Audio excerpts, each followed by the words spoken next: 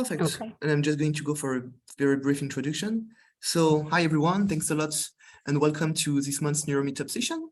Today's session is going to be mostly dedicated to neuroregeneration. And the first speaker today, the first speaker today is going to be Sandra Vieira from the University of Aveiro. So Sandra Vieira graduated in biochemistry from the Institute of Biomedical Sciences at the University of Porto. She carried out a final project at the University of Utrecht, and she also holds a PhD in biological science from the University of Aveiro in Portugal. She's currently an assistant professor at the Health Science Department of the University of Aveiro, where she also coordinates the Doctoral Program in Rehabilitation Sciences. More specifically, she leads a research group which is focused on regenerative biomedicine and neurosciences, particularly interested in the cellular and molecular mechanisms of neuronal differentiation and regeneration. And most recently, she's coordinating a clinical research study involving spinal cord injury patients to investigate novel and clinically relevant therapies for neuroregeneration. So, Sandra, the floor is yours. Thank you very much, Camille. So your introduction said everything, so I don't need to present myself anymore. Thank you very much for having invited us to be here and present some of the work that we do in Aveiro. So the general theme of my talk and Barbara's is strategies to establish novel therapies for neuroregeneration, because that's something that we mainly do at our lab, the Spark Lab Vieira. So today I'm going to talk you more about the spinal cord injury, one of our focus of interest in the lab. And because this is for a neuroscientist audience, I'm not going to explain much about the spinal cord, but just to say that it's part of the central nervous system. It bridges the brain and the peripheral nervous system, is responsible for a lot of functions, because, you know, it associates or joins our brain to the peripheral nervous system, the autonomous system, and the sensory part. So, and it has this complex and highly structured composition that you see here. For example, it has here it's a butterfly-like composition. You have the dorsal root ganglia, where you have the soma of the sensory neurons that project to our periphery, to our receptors, and here they have this afferent projection that comes to the brain. And then, for example, you have here the soma of the secondary motor neurons that project to our muscles. This is just a brief introduction, of course. What happens when we have a spinal cord injury is that we have loss or decrease of function below the injury level. So this is motor, we're talking about motor function, sensory function, and of course, autonomic function also. And this is something that it's very important for our patients, not only the loss of motor and sensory functions, because we have a lot of increased comorbidities in our patients that really decrease their quality of life related to autonomic function. Okay, in a very brief introduction to the spinal cord injury pathophysiology, when we have a injury, mechanical injury to the spinal cord, we have, of course, hemorrhages, we have inflammatory cytokine release. So we have beginning of inflammation process with infiltration of inflammatory cells. We also have necrotic death, of course, and some already the axons are disrupted as the blood spinal cord barrier. And we have already, sorry, some pro-apoptotic signaling and demyelination. So this is acute phase, like 1-2 days. Oops. Then in the subacute phase, in the following days, what we have is like a secondary pathology that it's mainly characterized by a lot of inflammation. Okay, so we have a lot of inflammation coming, fibroblast infiltration, astrogliosis, also oligodendrocytes start to secrete NOGO and other inhibitory molecules. The astrocytes start to secrete like proteoglycans that are also inhibitory for axonal regrowth. We have further demyelination, vasospasm, axon dieback again. So we have a lot of process that continue the process trying to repair in terms of repair the wound, but start to impede the axons to regrowth. So at the end, what we have is like a cystic cavity in the end that come from the astrogliosis, and where we have a lot of proteoglycans and other extracellular matrix proteins that are inhibitory for the regrowth of the axons. We have, so this is a physical and a chemical barrier for the regrowth of the axon. So we have the installation of inhibitory environment, okay? We have, of course, some plasticity of the injury and uninjured neurons, but this is very sparse and very inefficient. Okay, so some years ago, or until the 70s, more or less, we didn't believe that central neurons could regenerate. But then there's this experiment from the Aguayo lab that they performed. They bridged the two ends of the injured spinal cord with a peripheral nerve graft, and they saw that under a permissive environment, that is the peripheral nerve graft, the axons, the central neuron axons, could really regrowth. And so this was very important for us to know that the central neurons still got this regenerative program that they can start to promote regeneration. And of course, we don't believe that a therapy for spinal cord injury, such a complex pathology, will come up from one single target or one single way of addressing it, like gene therapy. But we believe this will be a combined therapy. But of course, promoting the regeneration program inside the neurons will be one of the components of that therapy, as we see it. Of course, so there is no current effective treatment to spinal cord injury, but there are a lot of therapies under development, including cellular therapy, gene and molecular therapy, and biomaterials-based ones. Just a short note that, for example, for cellular therapy, Barbara, that will talk to you after, and Bia and Bruna, they did a wonderful job. They did data mining of more than 100 clinical trials on cell therapy for us to try to compare on cell therapy for spinal cord injury. We try to compare what are the best cells. You know, the results are very interesting. If any of you is interested on this, please send us an email. This is actually under revision by now. But today I'm going to talk to you a little bit more about how we try to find targets for gene and molecular therapy.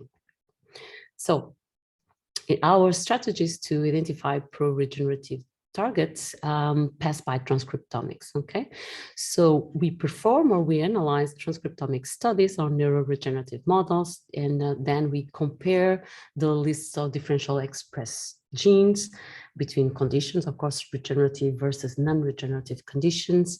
And then we at the end, we have to choose some of the top DGs that are putative regeneration associated genes, so putative RAGs, and do some functional tests on this. So I'm going to tell you about 2-3 ways that we are doing this, okay?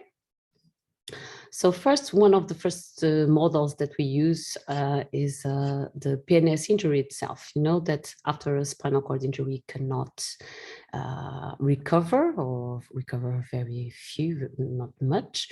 But after a peripheral nerve injury, if it's not too big, not above a critical size, the nerves, the peripheral nerves, can regenerate. They can regenerate because, contrary to what happens to the central nervous system, you have a permissive environment. And very briefly, what we have is like we have a very good cleanup of the cellular debris at the beginning. We have this degeneration and macrophages that clean the tissue of the cells and the axons that died. And then we have a fantastic support from the glia, the peripheral glia, endoneurial like cells like fibroblasts, for example, and mainly Schwann cells, because they start to secrete a lot of neurotrophic promoters for the neurons that were affected to start that regeneration, that RAG program, and start actually outgrowing their axons. And at the same time, these Schwann cells, they do differentiate and proliferate, and they do this bands of Buchner you see here that function like conduits that in a way they guide the new axons to the target. So they support physically and chemically the regrowth of these axons and the recovery. So this is one of the regenerative neuronal models that we use.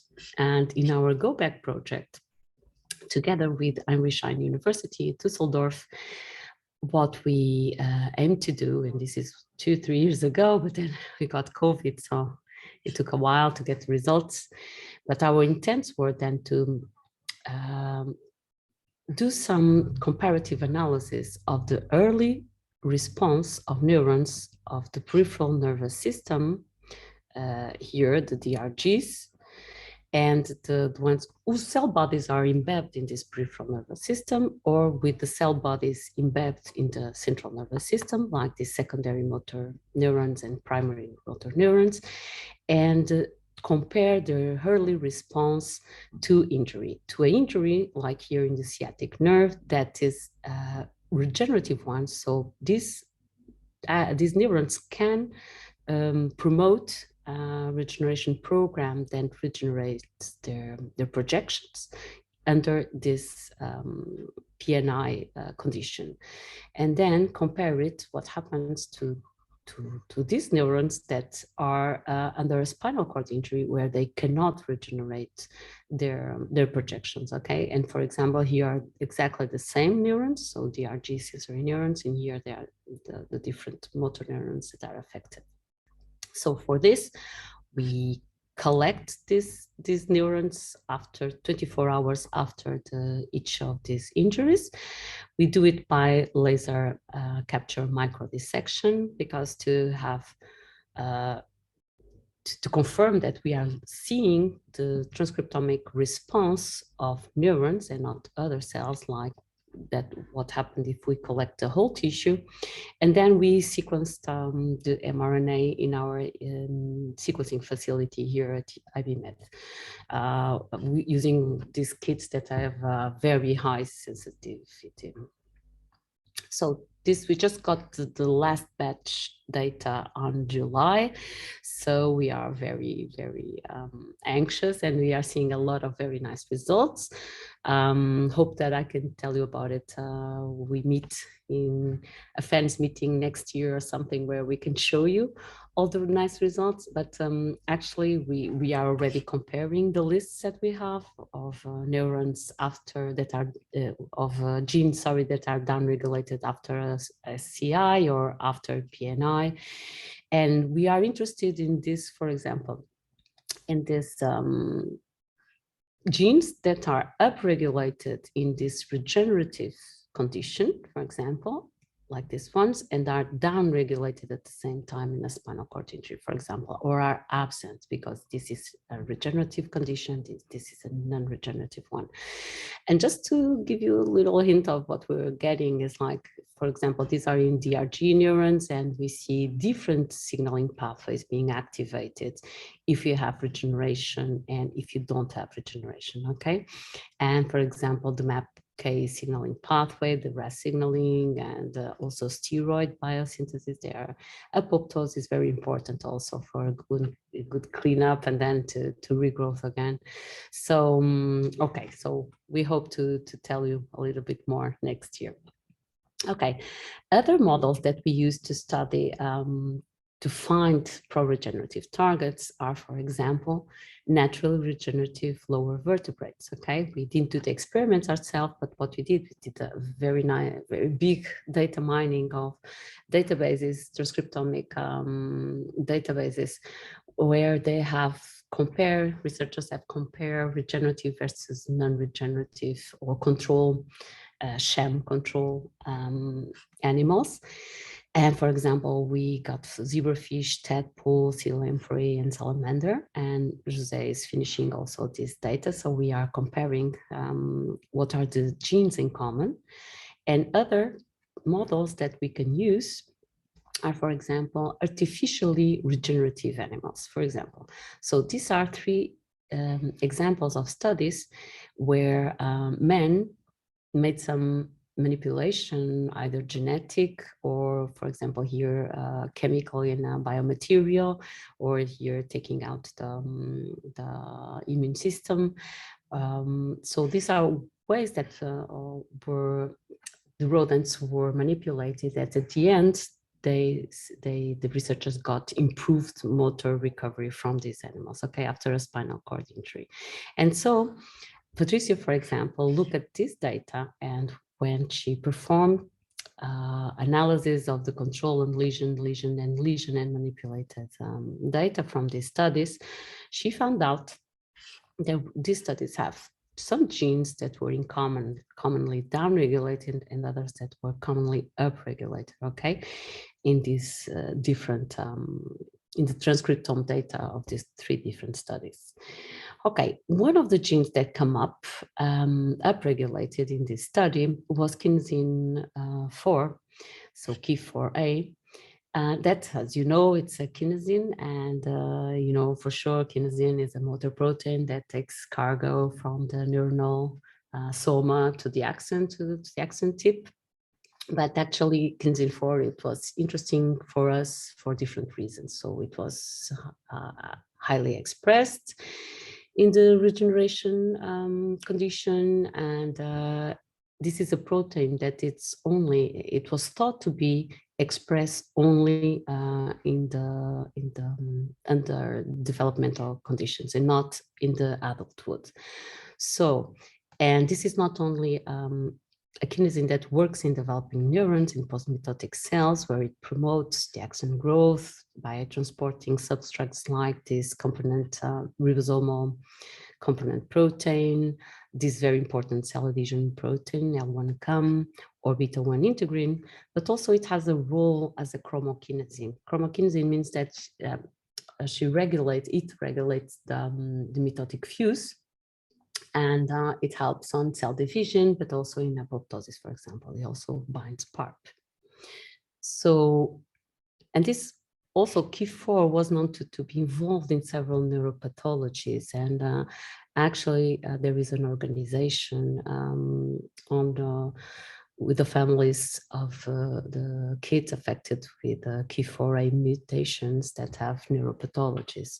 So this made us get some interesting on this protein, and we decided to study if it was expressed in the adulthood, and how would it be regulated under neuroregenerative conditions. So, making a long story short, I'm just presenting very few data. We saw that Ki4 was actually being expressed in the spinal cord of adult rats, for example, in the motor neurons in their cell bodies, and also in the axons, and also in the adult rat sciatic nerve. So in central nervous system and peripheral nervous system, you can see it here very nice in this longitudinal cut. Thank you, Barbara. And here in this transversal cut, where we could see that Ki4 was not only present in the axons of the nerves, but also in these in-sheeting cells, okay, that have to be Schwann cells. So we performed these two PNI lesion conditions. One is the crush condition, that is really regenerative because we only we maintain, so it's just a simple crush, and the connective tissue is maintained, so it's easier for the regrowing axons to get into the distal stump, okay, after when they are start regrowing, because all the conduits, natural conduits, are maintained. But also transection. Normal transection is regenerative, but when we do a suture, like Frank did and Patricia, to this proximal stump, we impede the axons to regrowth into the distal stump. And what we know is that here we have Wallerian degeneration, and that here what we have it's only Schwann cells. Well, mainly like 95% of the cells are Schwann cells here, okay? And we don't have contribution from, for example, mRNA transported by the regrowing axons. So we had these two conditions and of course sham operated controls. And we collected the distal stump and the dorsal root ganglia at different time points post-injury. And then we performed qPCR and immunohistochemistry. And what Patricia saw is that in the DRGs, we could see immediately at 2 days post-injury an increased regulation of Ki4 gene, more consistently in the crush regenerative condition, but also we can see that it has more or less the same pattern in the transected and sutured one. And actually, when we see the signal, protein signal of Ki4 in cells, we could see that it was in the peripheral, in the membrane. I don't know if you can see it here. Maybe you don't see that well, but also in the nucleus. This was very interesting. And in the distal nerve stump, where, as I said, we don't have, for here in the transection, we don't have nerves, so we don't have the axons coming in. We could see some Ki4 signal in what you will see in some cells. Maybe you don't see that well there, but here you can see. And in the crush, we could see a lot of KIF in the axons that are regrowing, but also in cells, like you see here, that were positive for PDGR. So we have, what we have from here is that under regenerative conditions, Ki4 was being upregulated in the neurons and was having a role in the nucleus and was being transported to the regrowing axons coming into the distal nerve stump, but also here in these cells that we went to see and confirm that were Schwann cells. So we used a third model that was do a transection and then bring a collagen conduit that is commercially available to bridge the two ends of the nerve, transected nerve. And we went to see at 10 days post-injury what was happening with the Ki4 signal. This was performed in Granada with our collaborators. And what we could see is that the axons that were coming inside the conduit after 10 days post-injury were positive for Ki4 as we expected. And we could see Ki4 signal also in cells. As you can see here, cells that are like this here, you have this signal for Ki4 in cells that are positive for HES100. So they are Schwann cells. Okay, we confirmed that we were in Schwann cells under regenerative conditions. So what we decided to do, it was to do to profile first Ki4 levels under Schwann cells that were proliferating and non-proliferating, so density arrested, and we confirmed that Ki4 signal was really upregulated in proliferative conditions in these Schwann cells. These are Schwann cells in culture, and they mimic to some extent the repair Schwann cells, the ones that do differentiate and start to proliferate again. And when triggered by injury in the peripheral nerve. And now we are just finishing. Actually, we'll see the full data tomorrow. We did some Ki4 loss of function assays with the scRNA that was gently sent to us by Kasser's group. And we actually are proving that Ki4 is a pro-proliferative protein that's necessary for these repair Schwann cells to proliferate. And so, long story short, and we could characterize Ki4 in adult tissue, central and peripheral nervous adult tissue from rat and also from human. And we could see that in the regenerating condition, Ki4 is upregulated in neurons, in the nuclei, potentially for genetic stability and cell survival, and in their growing axons.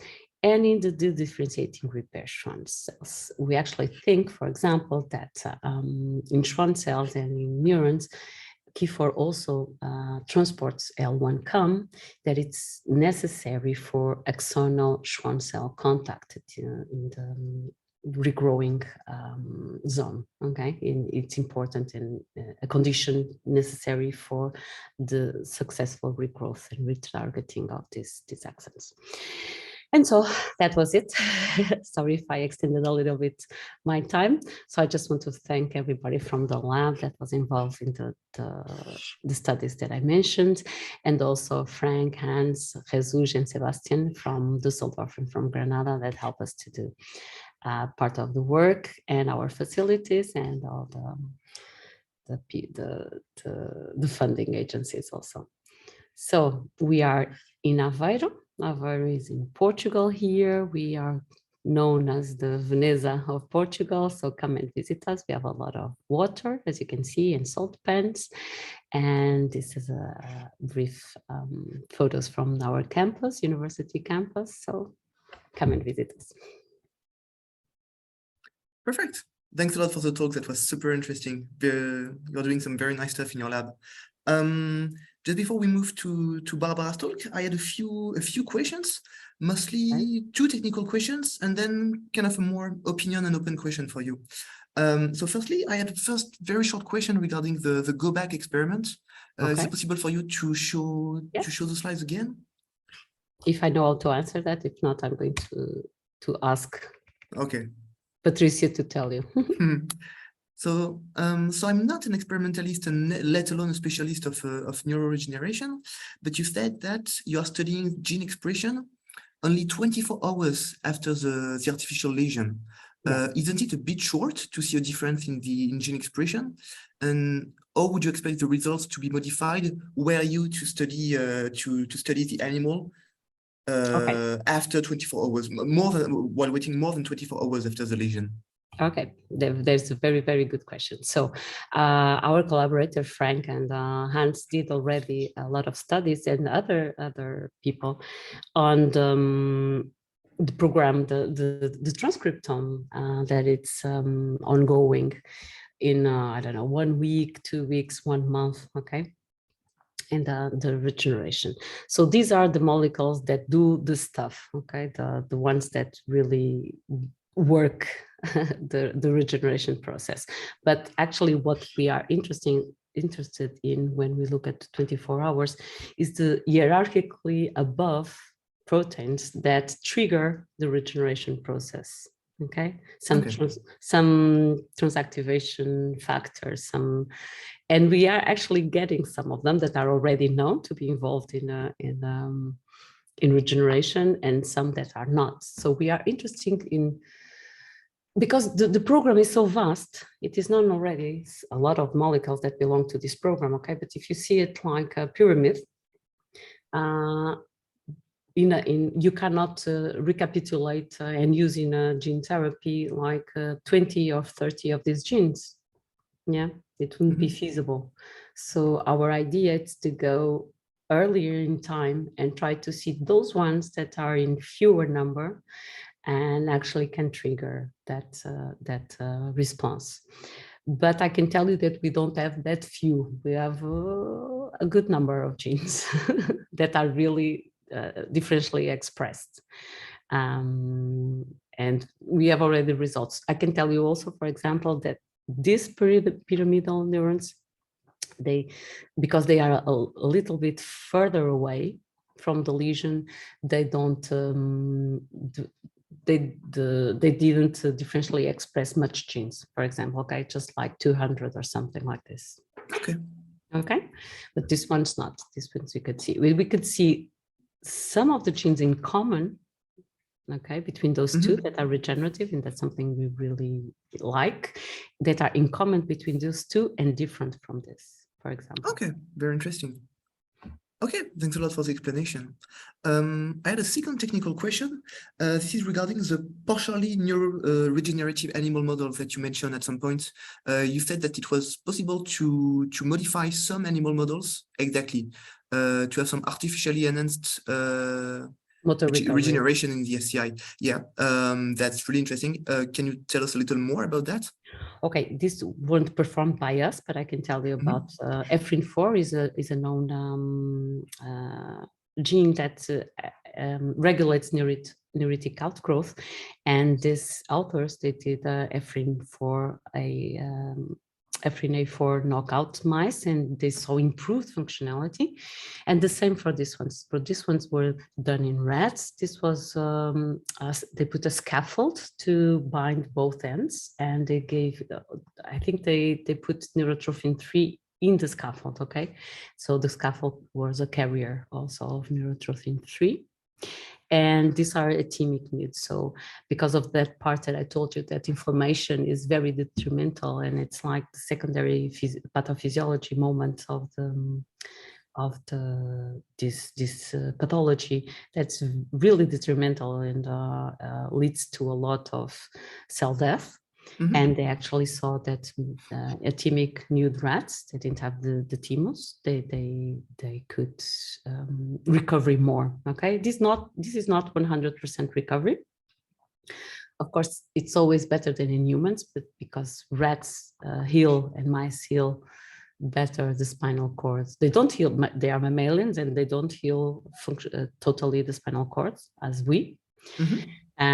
But they heal a little bit more than we, okay? They can recover a little bit more. And with these treatments, they could recover even a little bit more. And actually, I remember they also took at the end, of course, they killed the animals, and they took the spinal cord, and they did a lot of histology and saw a lot of new axons regrowing into the lesion sites. Okay, thanks a lot. I had also more of an open question, but I guess it's going to be a question for both of you. So I guess we can wait for Barbara's talk to ask that. Okay, so thanks again a lot for your talk. And now we're going to let Barbara do a presentation.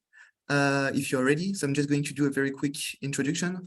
So Barbara Sosa graduated in Biomedical Science and got a master in Biochemistry from the University of Aveiro. She was an Erasmus student at the University of Westminster. There is a small echo. Can you hear me well? Yeah, it's perfect now. Perfect. Okay. So you were a Erasmus student at the University of Westminster, and you did an internship at the University of Granada.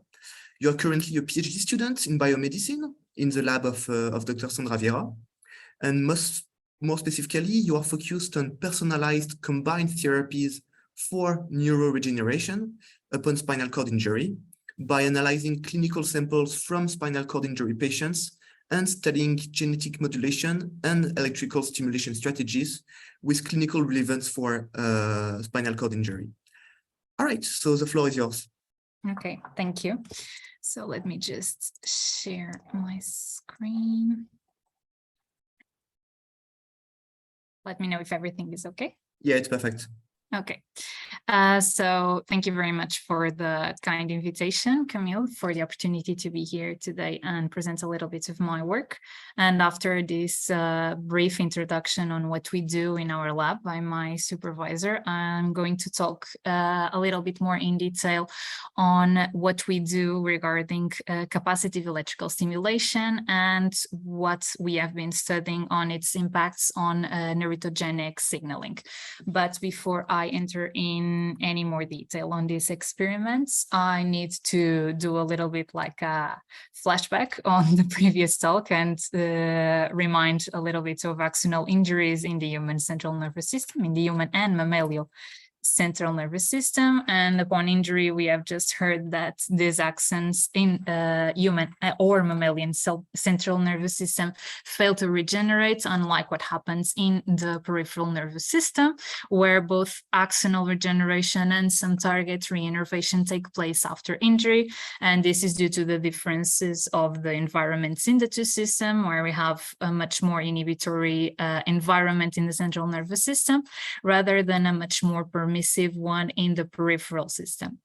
And this inhibitory environment is much derived by extrinsic, but also some intrinsic factors, namely inhibitory molecules in the central nervous system itself, some loss of regenerative ability that occurs in neurons as they mature, some changes in axonal signaling, some changes in cytoskeletal dynamics, among other factors. And as you can see by just a few factors that I have just put up here, axonal regeneration in the CNS is going to be rather complex to approach and to promote. But fortunately, we have been gathering by some really nice investigations and really nice experiments targeting, for example, inhibitory molecules that already, by avoiding the action of these inhibitory molecules, lead to some axonal regeneration and some axonal sprouting, and also some reactivation of plasticity. However, these kind of experiments are still far from achieving or from leading to complete axonal repair and to relevant functional recovery. So interventions that could effectively stimulate axonal regeneration in the CNS, and most importantly, some functional recovery, are still lacking. And as we heard from Dr. Sandra's talk, we think that the best approach for such lesions is to put together a set of strategies that complement themselves in a multimodal and much more personalized approach that targets several aspects of the lesions and of the inhibitory environment itself. So in terms of one of the strategies that we could use, we have electrical stimulation. And why do we think that such stimulation could aid neuroregeneration? We have some literature data, either in vitro or in vivo, but starting with the in vitro ideas that we have been gathering, some exogenous electrical stimulation in vitro has already demonstrated a role in guiding neural extension by several authors doing different kinds of experiments with different kinds of electrical stimulation parameters. Then when we switch to the in vivo part, we have been seeing some other researchers focusing on electrical stimulation in quite simple model organisms, but also seeing some effective regeneration of axons upon the application of electrical stimulation. And most importantly, in the clinical practice, we have also seen that some human patients have kind of promotion in motor function restoration upon electrical stimulation. And in this matter, what we have been seeing from these types of studies is an improve in gross motor function, namely in grasping and reaching, but electrical stimulation is still not suitable for fine motor tasks, as we may imagine. And this leads us to talking a little bit about what have we done so far in terms of electrical stimulation, and lead me to presenting an innovative electrical stimulation device that we have developed here in the University of Aveiro together with a team from the Mechanical Engineering Department, which is a capacitive electrical stimulation system that is based on co-surface electrodes. So the main innovative idea here is that the anode and the cathode are in the same surface, rather than common systems like this that require the anode and the cathode to be in parallel in different surfaces. And apart from that, we have other structural advantages, namely the small diameter and the fact that these electrodes are quite thin. So altogether, we have several advantages that make the system quite nice for translation to clinical implementation, namely the flexible incorporation into implants, the fact that it's nicely adaptable to different topologies, the fact that several electrodes may be put together to operate in network, and within that network, each electrode may be independently controlled by clinicians. And we first thought of these electrodes to be incorporated into orthopedic implants. So it was with this idea in mind that we first proved this system and a specific set of stimulation parameters as a nice promoter of osteodifferentiation, either in pre-osteoblasts and stem cells in vitro. And that's when I first came up into electrical stimulation during some of my master thesis work.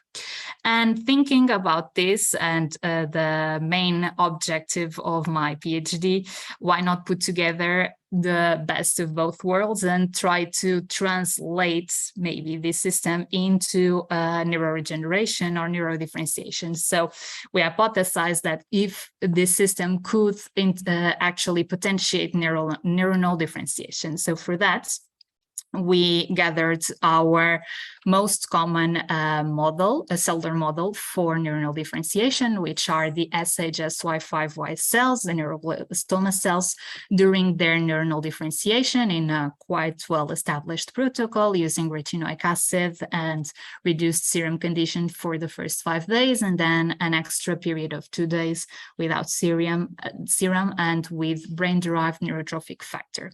So we have performed this in a bunch of plates from this cell line, and inspired by some studies that were doing electrical stimulation in vitro and that have reported enhanced neuronal differentiation when cells were subjected to a specific type of parameters. We have adapted like the best parameters from those studies to our systems. So we have applied an electrical stimulation of 20 Hertz of around 200 millivolts per millimeter in terms of electric field during 1 hour per day. So with our 35 millimeter diameter plates placed directly on top of the electrodes without any close or physical direct contact between the cells or the medium with the electrode. And this is our expected electrical field distribution throughout the electrode. And then talking a little bit about our results, we were interested in looking for some cues of neurotogenic signaling. So we started by analyzing G-alpha, that is a kind of a well-known protein from my supervisor, an heterotrimeric G protein that is known upon activation of its coupled receptor to initiate a signaling cascade of events that culminates with the phosphorylation of STAT3, the signal activator and transducer of transcription 3. I hope I'm not mistaken with this name. So next, we check the levels of STAT3, either its total content or the phosphorylated forms, and we have a nice upregulation when cells were subjected to stimulation around day 5. And by the knowledge we already have from some literature reports, the activation of this pathway is actually related to increases in the number of neurites. Next, we checked for another well-known molecules known to be involved in neurotogenic signaling, the ERK1/2, either its total form and its phosphorylated form. And we noticed also a nice upregulation under stimulation, but this time at day 7. And from also some previous literature data, the activation of this protein and its phosphorylation is known to occur in response to neurotrophins as the brain-derived neurotrophic factor that we have added for the differentiation, and has been related to neurite elongation. So with this impact on neurite either growth or elongation, we next looked at some phase contrast microphotographs and analyzed them with a really nice macro for image J that we have here implemented in our lab, developed by a previous student from my supervisor, which is NeuronRed. If you want to take a look in the literature, it's already published and available for download and use. And from that macro, we have quantified either the number of neurites and its length.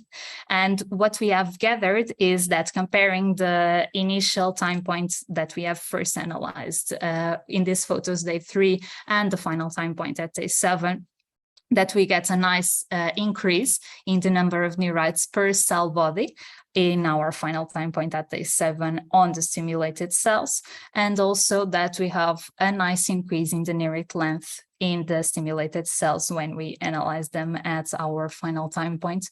All of these compared to control. So we also expect some level of differentiation because these cells are under a normal differentiation process triggered by the retinoic acid and by the brain-derived neurotrophic factor.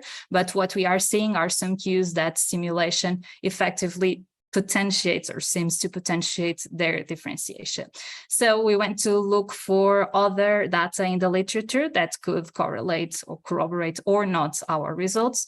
And what we get is that we may not be that wrong in interpreting this the way we are doing, because there are other researchers that have verified that electrical stimulation promotes neural extension by enhancing precisely the phosphorylation of ERK1/2. And there are also other researchers that put together a set of conditions that should be required for successful axonal regeneration after injury, which would be the deactivation of growth inhibitory proteins and the activation of growth promoting signaling pathways such as MAPK pathways. And in this matter, ERK specifically was highlighted as an important mitogen activating protein kinase for neuronal survival and for neuronal protection upon CNS injury. And this was seen in a nice study with comparing the occurrence of primary spinal cord injury and the occurrence or not of the secondary injury, which is like the sequence of events that follows after injury that further impair and that further make advancing the lesion site. So actually, in spinal cord injury models, the placing of electrical stimulation induced the phosphorylation of ERK and in turn led to an avoidance or reduction of the manifestations of the secondary injury by promoting anti-apoptosis and neuronal survival related genes. So, and also ERK pathway involved in promoting neuronal regeneration under electrical stimulation was also proved to act through an increase in brain-derived neurotrophic factor. And thinking specifically on this last posted information, what we could do is actually to think a little bit more about our experimental design and try to compare a situation when we ourselves have the brain-derived neurotrophic factor and a situation when we don't have it, to see if the simulation itself acts by triggering this kind of factor in our cultures. But with some conclusions and probably some future work that we intend to do is just telling you that this was a first, like a really pilot capacitive simulation assay. So it was our first try to change this simulation apparatus from our normal pre-osteoblast and osteodifferentiated stem cells to neuronal-like cells using this co-surface apparatus. But the results already suggest that the system may potentiate some neurotogenic signaling. We intend to repeat some of the experiments and confirm that these results are actually true, although some previous studies already corroborate that the electrical stimulation mediated increase in the ERK pathway may be true. And some additional experiments to try other stimulation settings like frequency dose curves, or maybe some stimulation time improvement, like doing 1 hour, 2 hour, 3 hours of stimulation, according to what we found in the literature before testing this type of system in a neuronal regeneration assay. So first, trying to check what this does or what this kind of changes in the stimulation parameters may translate in the neuronal differentiation, and then see what we came up with.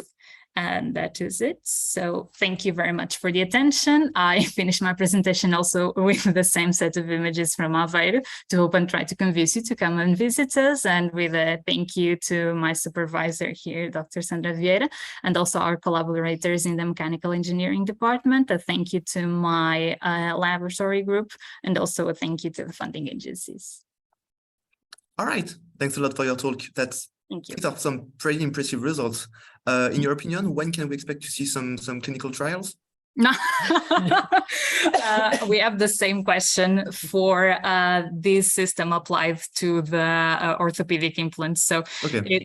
everything depends on our mechanical engineering team, Yeah, I understand. and putting together such a small electrode with such a great capacity is really harsh. No, first it will have to go to the animal, to the big animals, Yeah, like sure. sheep or well, we thought about a lot of them. We actually wrote for the osteo part, we wrote already submitted already application to European project for that. For the neuroregeneration, we're going to actually have a meeting this Friday, with a neurosurgeon that will do a PhD with us. He wants to do electrical stimulation and ultrasound stimulation in brain for increasing survival and performance in cognitive disease. And actually, we want to try to get some experts like this neurosurgeon to think with us, how could we implant these co-surface electrodes in a person, okay? Okay, cool. Well, looks exciting. I just had a quick technical question regarding your presentation, and actually you started to answer it in your conclusion. It was about how we are going to optimize the electric stimulation parameters. Yeah. Because myself, as a theoretician, I've been working in the field of optimal experiment design. And also I know that in the field of deep brain stimulation for treating Parkinson, the way you stimulate, the way you activate the electrodes can have quite a big effect on the symptoms actually. So yeah, how do you plan precisely to do so, to perform some optimization? And do you expect this modification in the electric stimulation parameters to have a great effect on the cells? Well, I really don't know. We have to put together a set of things that we may change. For this type of experiment, we have to start with something, and we couldn't start with the type of frequencies that we use for osteoblast cells, which are quite high in the range of kilohertz. So we took a look at electrical stimulation setups, maybe similar to ours that have already been published. Of course, this co-surface approach is not really widespread. So from our knowledge, I think we only use it around here. Maybe some other groups are trying to develop something similar, but we always have like the uniqueness of our system to deal with. But we found a really nice study published that checked the influence of like 10 Hertz, 20 Hertz, and 100 Hertz. And their best results in terms of neuronal differentiation was with the 20 Hertz. So we tried to apply that kind of parameters to our system. And I mean, we just got lucky with this first try. So we placed like the optimal parameters in their experiment to our system. It worked quite well so far, and we just need to choose what we want to change. Maybe first change frequency and do like a dose curve without changing anything else, and then maybe maintaining the most effective frequency and changing the time, and then maybe after defining a time and the frequency, changing a little bit the electric fields, and maybe that way we can effectively assess a bunch of different parameters and try to put together a nice combination. Yeah, I completely understand. May I add something? There are very nice studies on osteoblasts and stem cells that we are gathering for a review on this. And they saw something that I think it's really, really interesting. And then Barbara will try in neurons, okay? That is, they tried those curves of electric fields, maintaining all the rest, or of the frequency. And what they saw is like a pyramid or wave-like response. So what we see is that we don't have one optimal parameter. We have multiples of one value. There is one value that for the biological system is the optimum, but then it's really, really interesting. That's why we really want to do these dose curve experiments, okay? Because it looks like, for at least for the osteoblasts and stem cells and mesenchymal stem cells, and I think it was adipose derived. I don't know if they tried also in bone marrow ones, but okay. ASCs for sure. And they saw this, so this wave-like, and I think it's really, really interesting. It's like an echo, you know. I see. But we can talk about that afterwards if you're interested. I think we could gain. Yeah, definitely. By talking to each other. Definitely. All right. So I don't have any more questions regarding your talks. Thanks again for accepting to participate. Thanks again for the very insightful and interesting talks. You are doing some very exciting research, and we're looking forward to see what is going to come out next.